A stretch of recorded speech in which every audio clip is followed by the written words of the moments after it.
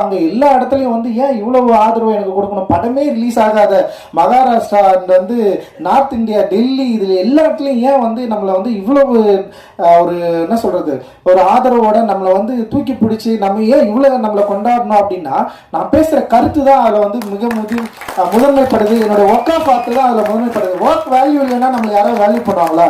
நம்ம என்னதான் பேசலாம், என்னதான் பண்ணலாம், ஆனா ஒழுங்கா ஒரு படம் எடுக்க தெரியலன்னா நேரம் தூக்கி போட்டு போயிட்டே இருப்பாங்க.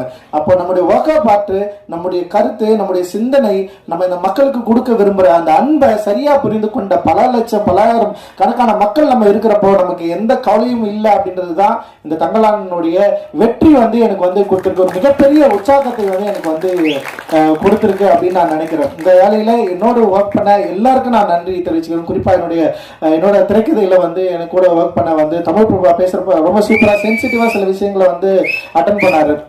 எனக்கு என்னன்னா கேட்கறதுக்கு ரொம்ப பிடிக்கும்.